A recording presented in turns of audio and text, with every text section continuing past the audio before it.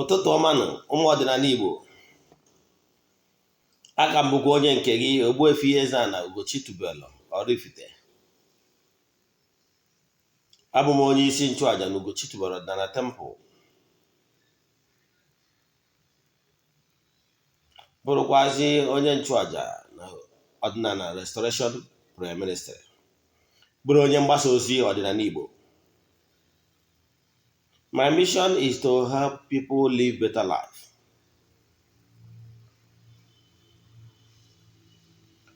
N'ụbọchị tata bụ Eke, a sị na Eke eketara anyị ihe ọma ma kepụrụ anyị ihe ọjọọ.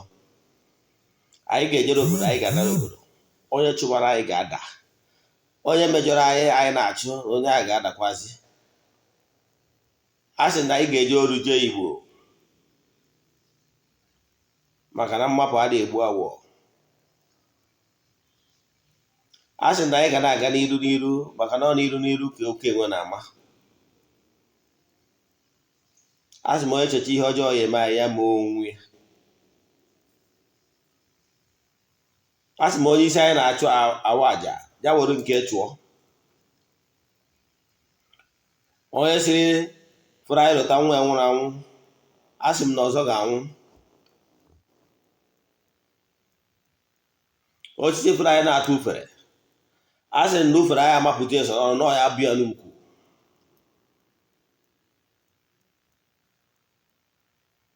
A sị na ọmaga ga-emere anyị niile, na ihe ọma niile anyị na-achọ na anyị ga-enwetazu ya, maka na nwa eze bụ eze, na nwa agụ amatanata ahịfịa. Ise dịka onye isi nchụaja na Ugochi tụrụ ọdịnala temple, anyị na-agba afa mmiri emi, rụkwazi ọrụ mmụọ dị iche iche. Anyị believe na core ọdịnala work.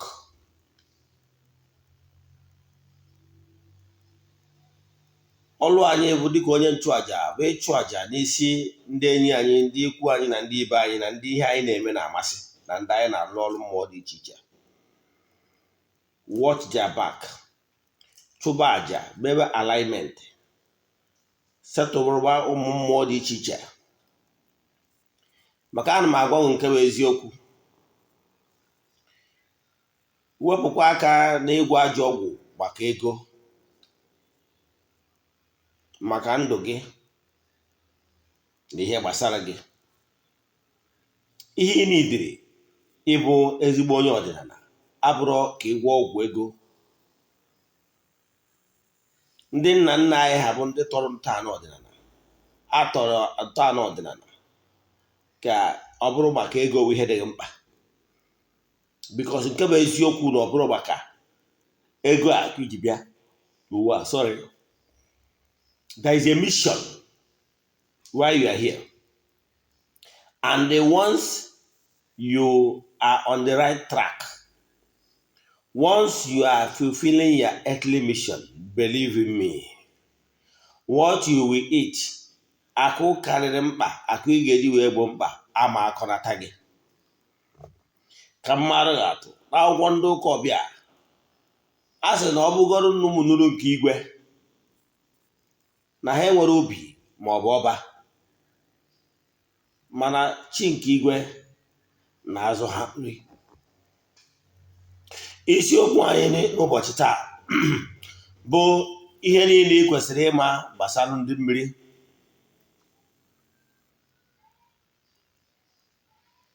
Part 2. Anyị kụzibigo part 1 ya n'oge gara aga.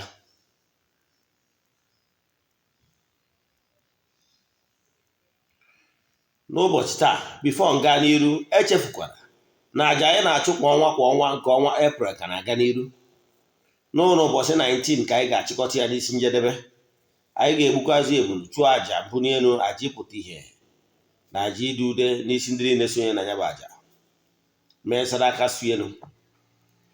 Ọ bụrụ na isonyenwughị na aja nke ọnwa, echefukwana nke ọnwa Mee na-abịanụ, ya ebidokwa na Mee 6. Nke ọzọ bụ ọkwa dị nnukwute mkpa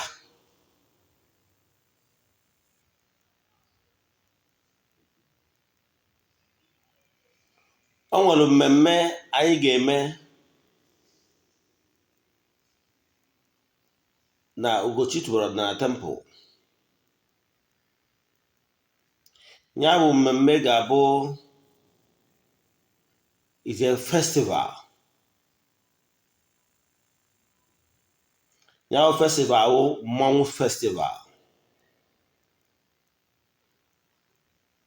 Ya bụ festival ga-adị n'ọnwa Mee.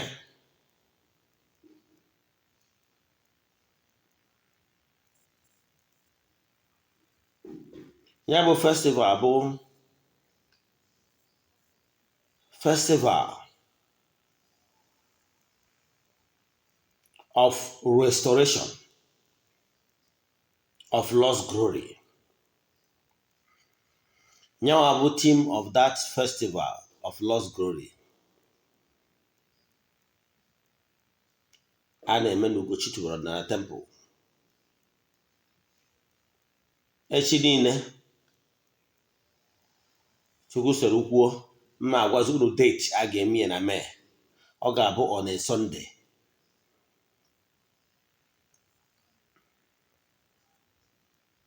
Ọ ga-abụ on a Sunday.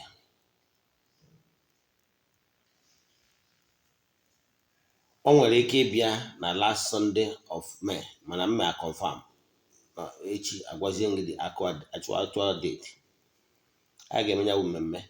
You are all invited. Ọ na ya bụ festival ka anyị ga-achụ aja dị iche iji wee yọọ amara n'isi ndị niile anyị na-arụ ọrụ all over the world.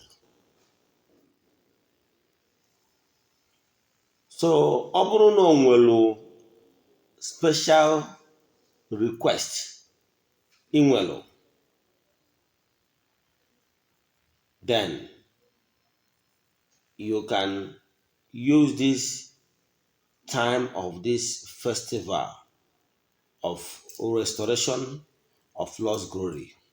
A ga-eme n'ọnwa Mee n'Ugochi tubelu na temple ka a chụọ aja, tụọrọ ụmụ mmụọ aja wee yọọ ha ka a tinye aka na ya kesi maka na adị ụka ibe ya. Ọ na-agụ akwa, ọ na-agbawa obi.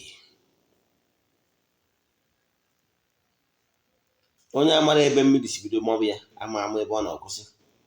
So ọ bụrụ na ị chọrọ, anyị ga-achụ aja dị iche iche n'isi ndị niile yọrọ for special intervention in their case. Ị nwere ike ịkanye aja dị iche iche. Ịchacha m na WhatsApp ka m gwa gị etu ị ga-esi wee sonye depending na aja ị chọrọ ịchụ.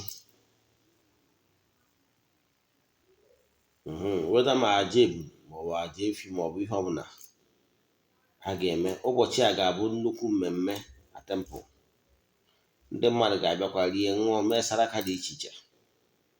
A ga-enwekwa side attraction because mmọnwụ ga-agbakwu. Atịtụ odogwu omenala, mmọnwụ anyị kpọrọ odogwu omenala na oraifite ga-agba n'ụbọchị ahụ. Ọ ga-abụ nnukwu mmemme n'Ugochi tubelu na temple. Ọ bụrụkwa nna ị nọ anywhere in Nigeria chọọ ị participate, just be getting ready yourself ready. That is why nji wee na-eme ama ọkwa na mbido ka i wee nwee long time to prepare.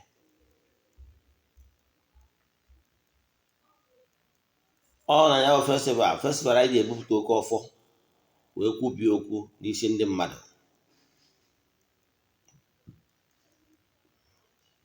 Echefukwana in creation, you cannot be working only for the physical. Ị ga na-arụ ọrụ ma mmụọ ma physical. Ị na-aga ọfọ na-arụ ọrụ mmụọ, ị na-ama achịkwa ya with working action. Ka ị dị sure na ya working action na match with ọrụ na ọfọ ị na-agọ. It's not enough ọ bụrụ na ịrụcha ọrụ mmụọ relax ya, ghara match action with whatever you are doing, work very hard, then match it up with spiritual exercise. Even the Chinese we are talking about and the Indians, the Asians that are doing well economic wise now. If you go to a Chinese man's shop or even Indians, you will see even that they set up their altars in their various shops. I'm living with them because I have been there. So mana isiokwu a n'ụbọchị taata bụ ihe gbasara ndị mmiri. Uche m ka dị ya. Ihe gbasara ndị mmiri a bụ kedu ihe ị kwesịrị ịma gbasara ndị mmiri. Ndị mmiri bụ ndị na-ebuli mmadụ elu, mee mmadụ odogwu, mee mmadụ ejiamaatụ. Ndị mmiri nwere akụ na ụba. Ndị mmiri nwere akụ na ụba.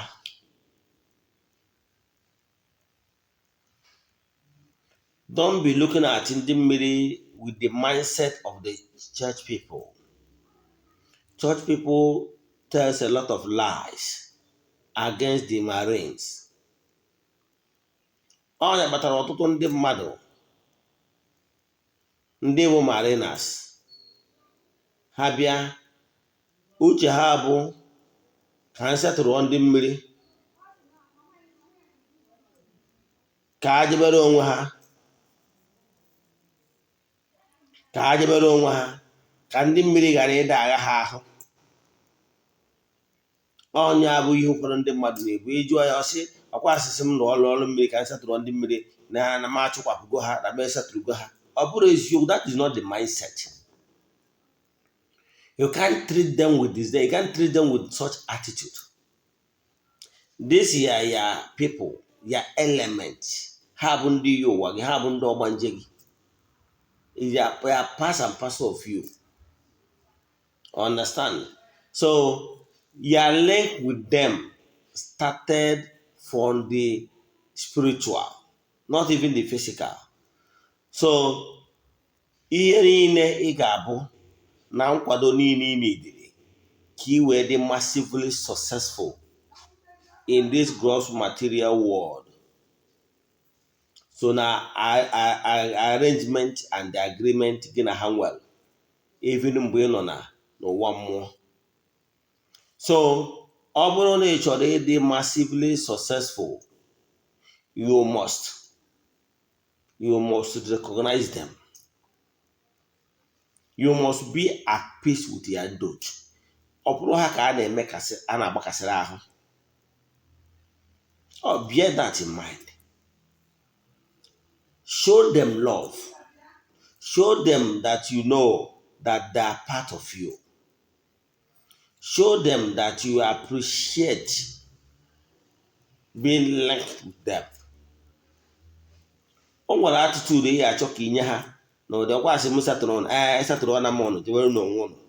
The attitude of the church people, believe in me, you will never receive blessing from them.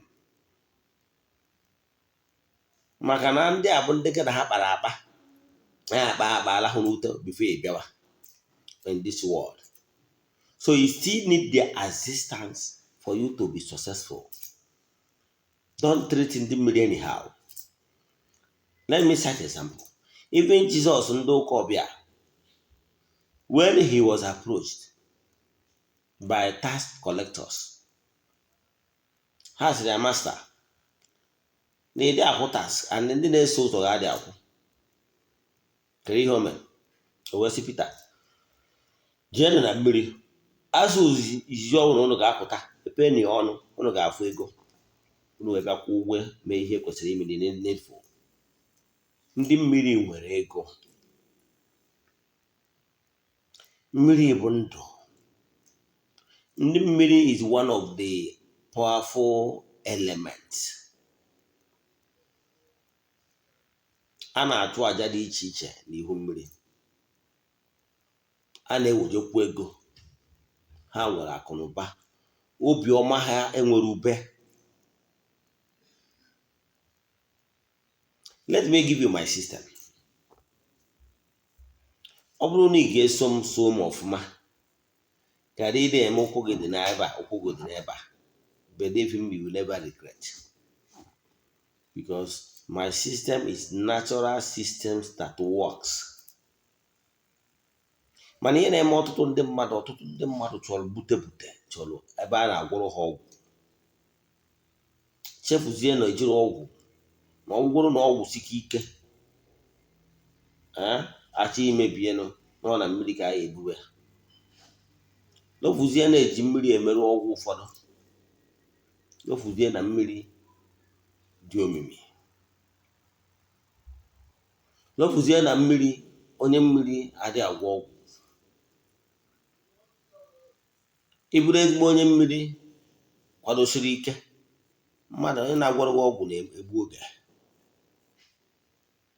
Maka na ncha adịghị emenata odogwu n'anya, ịghọtara ya, dịka nwa mmiri. Let me share my experiences with you. Mgbe m bụ onye ọdịnala, m na-akwado ka mbido ọrụ m. Ejebere na mmiri chi m, ruo na mmiri chi m wee gwa ha goro ihe ọnụ na-eri. Ihe a bụ ka m lụsugoro ọrụ mmiri. Ọtụtụ ndị mmadụ na-enwe the attitude ndị mmiri ọkwa asị m ụlọ ọrụ mmiri ka gwe setụrụ go na what is the product ka ihu na stop room. Sorry.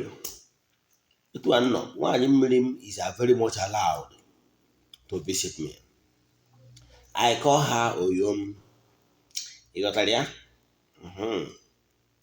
I maintain that cordial relationship with her.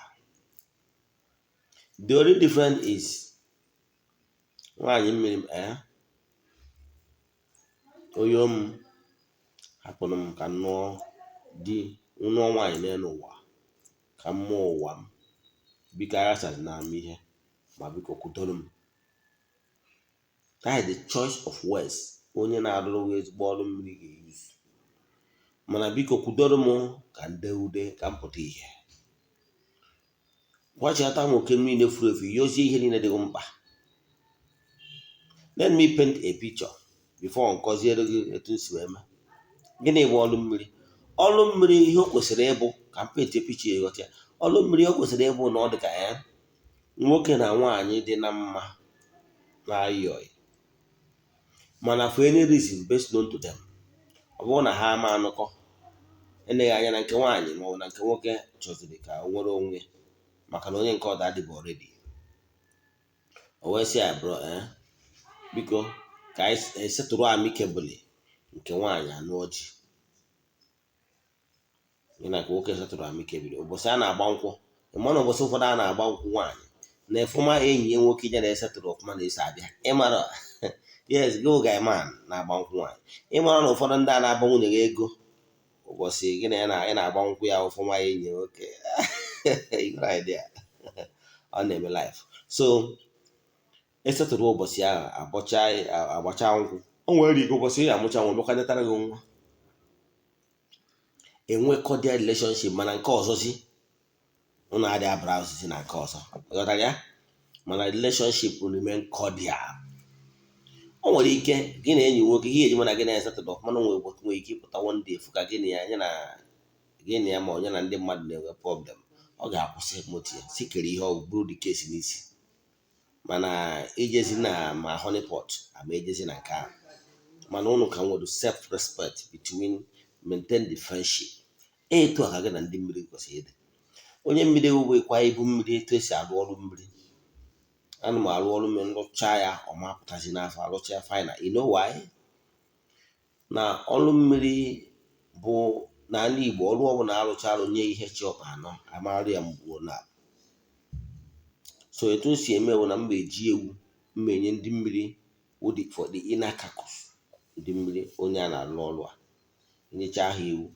Ndị mmiri nke m so m wee jezijere ọrụ erikwa ihe chi ọkpa anọ. Maka na ndị mmiri m ga-eduga m ụbọchị m ejekwu ngọ onye ahụ. Ịghọtara ya? Now imecha ya etu a enwe setụrụ ndị mmiri kwu ya na gịnị ya bụ ma ya biko ya hapụghị ka ime ụwa ka ịnụ nwaanyị n'elu ụwa maka na adịghị ka ibe ọ na-agbawa obi. Believe in me, their request will be granted as long as onye bịa the middle person onye na-agba ụkọ may the right time. Enwere ike ime ịrụ ọrụ mmiri na mmiri ọbụla, ọ bụrụ iwu na aga eje na mmiri be nna gị. You know why? O nwere obodo ụfọdụ ị ga-eje adịghị ka arụ ọrụ mmiri na befa. Nwa obodo ụfọdụ ị ga-eje ọ bụrụ na mmiri dị na befa apụgo ma eje na mmiri obodo ọzọ. Nwa obodo ọrụ mmiri ụfọdụ ị ga-eje elu ọ bụrụ na ya bụ mmiri ebe ọ dị bụ na aja ọfịa nwe ka ọ dị n'ịkpa ebe ya afịa ahụ mmadụ iloketi isi ma ugwu adị ya. The most important thing bụ na ọrụ mmiri, ọrụ spiritual work is not cast on stone. Onye na-agba afọ ga-agbata afọ mara na mmiri nke o ji alụ ọrụ ọ mmiri nye na chi onye ụwa ga-erikọ. The most important thing na ọ ga-akpọ mmiri chi onye ụwa si ya bịa na mmiri dị etu ọbịa were oke ọ ga-abịa. Ọ na ọ dị etu ị nọ na ọ bụrụ na ibi na US, ezigbote enyi nwoke birikọ na US gị na ya dị na mma, ọ wee bụrụ na data enyi nwoke a travel home, nne gị wee were ihe ọbụla nwere ka ọ bụrụ dried onugbu ka o nyere enyi nwoke a si ya biko ọ na-ote US ya wetara gị ya. Once enyi nwoke a accepted and take that onugbu, believe him, ya weta US ọ ya wetara gị ya. Etu a ka ọrụ mmiri dị. O nwere mmiri ya na ibe na-erikọ, ịghọtara ya nke anwa ga. So ihe nchụ akwụkwọ nke mere m nwa bụ mgbe m na-eme meditation, because agwụgwọ m ụnụ the importance of spiritual exercise. On my doing my spiritual exercise, abịagwa m jewe na mmiri, ọ bụrụ dibịa gbatara m ya n'afa, m jewe na mmiri. Onye ka m ji agwụ the importance of spiritual exercise. When you are always on spiritual exercise, sometimes your inner being will lead you, and sometimes you will develop the intuition, the intuitive perception within you.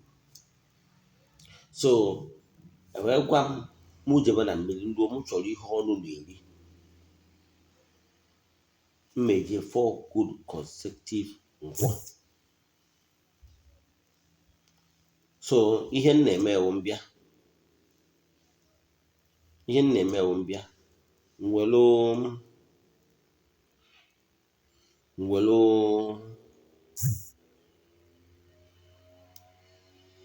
ihe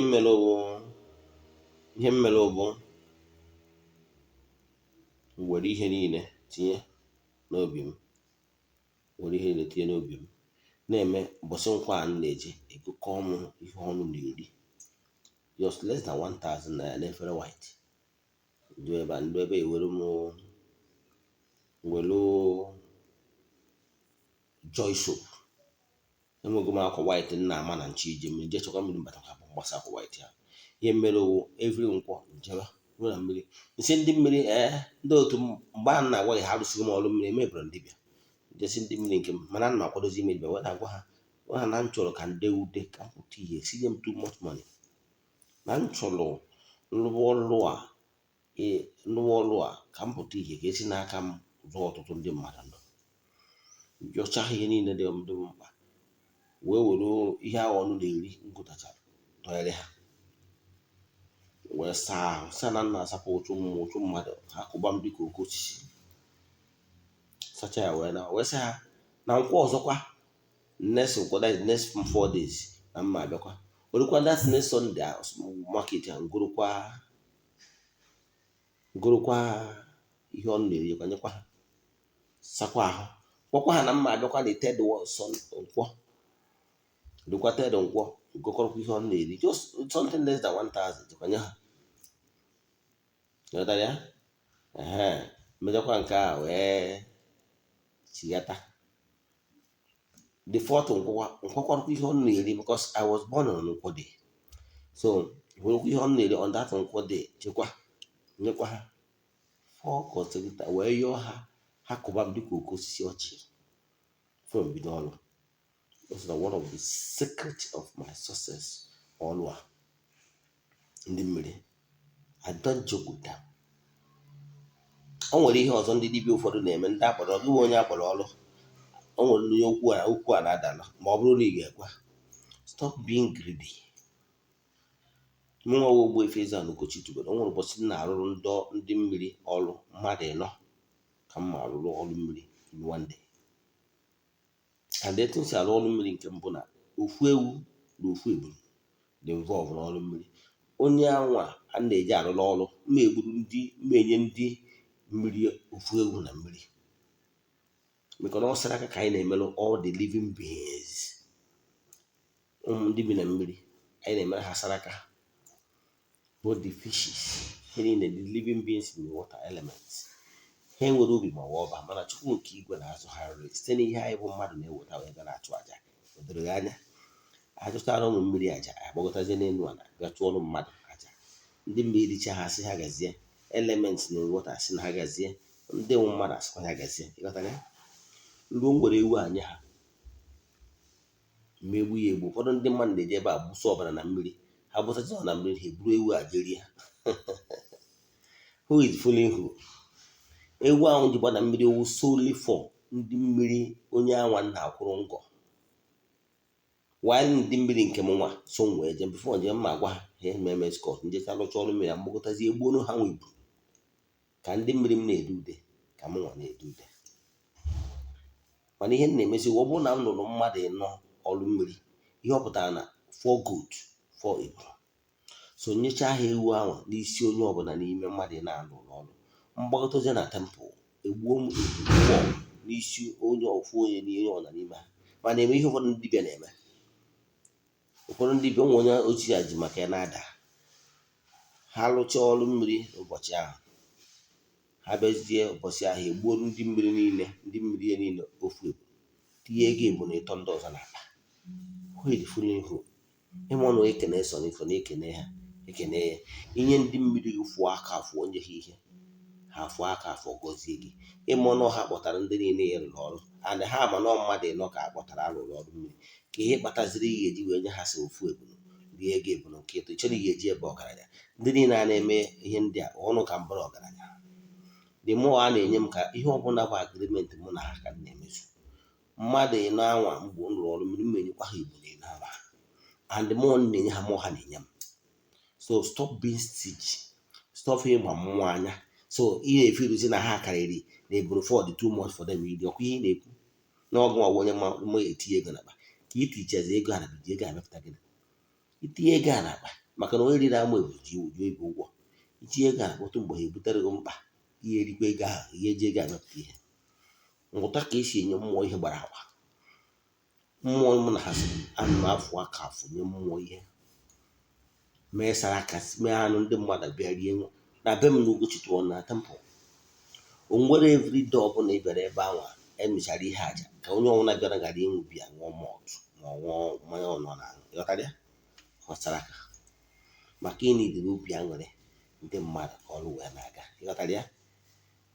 Igecha vidiyo m kwuru ọnwa ajụjụ ọbụla ị nwere sendere m meseji na WhatsApp 08057837672. Echi ịchọtara na YouTube Ogbuefi EZE-ANA Ugochi tubelu oraifite. Ị na-erecha vidiyo a tụsara ndị ya dị ọnụ. Ụbọchị taata bụ Eke. Ihe anyị kụziri gbasara ya bụ ihe niile ị kwesịrị ịma gbasara ndị mmiri part 2. Gee meseji a, ị na-erecha meseji a tụsara ya ndị ya dị ọnụ ka ị mata ihe niile ị kwesịrị ịma gbasara ndị mmiri. N'ịrụrụ ọrụ mmiri does not mean na isetụrụgo ndị mmiri for life.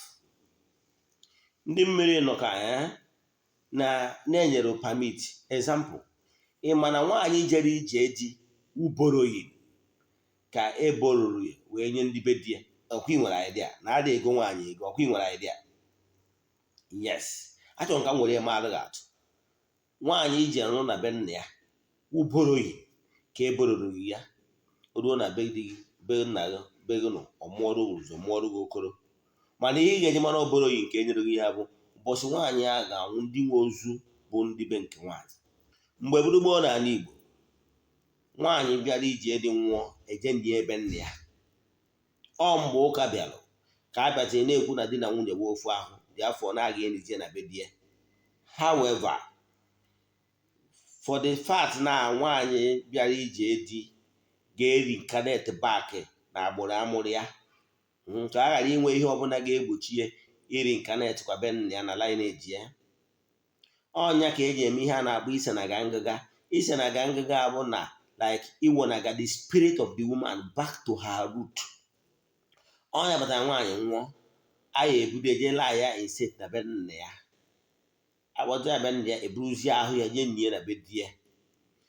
Ndị be nna ya ga-echighata n'ehihie na akwamozu n'obodo a na-akwa ozu ya, ekonye ha ngịga na ihe ndị ọzọ na-adịgasị ya, chigharịa akwa. O nwere ka esi eme ya bụ mmemme, mana the secret, the meaning of that mmemme bụ ka akpọnaga spirit ya back to ngwuru ebe esi nụta ya. Ịghọtara na ọ bụrụ yi. So mgbe anwa nwaanyị iji alụ ọrụ mmiri ịnọ ka ya nwaanyị example na ịwụ nwaanyị onye oraifite jee nụọ di na Nnewi, that does not mean na-akwụgwọ ngụ isi gị ị na-adụ di na Nnewi, does not mean na ị ma na-anọ ịbịa be nna gị koro ihe ọnụ na-eri bread na so on, si daddy mommy abịa nka mmadụ ka unu si nọrọ, ewee sị m nwa m nọ ebe ọ na-ewe jụọ gị kedu ka gị na di gị si ebi, ụnụ na-ebikọ ọfụma, esi ya mommy na-ebikọ ọfụma, mana na-echalenji nke a, ha wee tụnye gị alụ. Ọ bụrụ nke anyị na-edi gị anyị enye na di gị adịghị eme ọfụma na biznes, na-enedi ịsọpọt ya financial wise, ịfụ na ha ga ike ịsọpọtụ gị. Ịghọtara ya? So etu a ka ndị mmiri gị dị. Mgbe eji ekwu ụgwọ na kwụọ ngọ n'isi gị na ndị mmiri, does not mean na gị na ha bụ ndị iro. Ihe ị ga-emekwa ị nọ iwekwa ihe ọ liri bịa nye nwaanyị ndị mmiri, si ha ndị mmiri ekerekwa m ụnụ ndị otu m, biko nekwanụ na ndị anụkọ mbe di m, mana na nna achọkwa nwa, na ihe m na-eme adịkwa aga, gosikwanụ m nye ha ihe ọ na-eri. Nke bụ eziokwu na ha ga-enye spiritual support ka chi dị mma wee dị. Nerecha vidiyo tụsara ya onye ọzọ. Ichi nere vidiyo in full, jee na my YouTube channel Ogbuefi EZE-ANA Ugochi tubelu oraifite, weta na YouTube. Ma ọ bụ nwa ihe gbagwojuru gị anyị chọrọ ịghọta gbasara ọdịnala Igbo, ma ọ bụ na ị chọrọ ka anyị gbara gị afa miri emi rụọ ọrụ mmiri, ọrụ miri emi, ihe ị ga-eme bụ isendere m meseji na 08057837672. Ogbuefi EZE-ANA Ugochi tubelu afa m. Agazienụ n'ọfọ.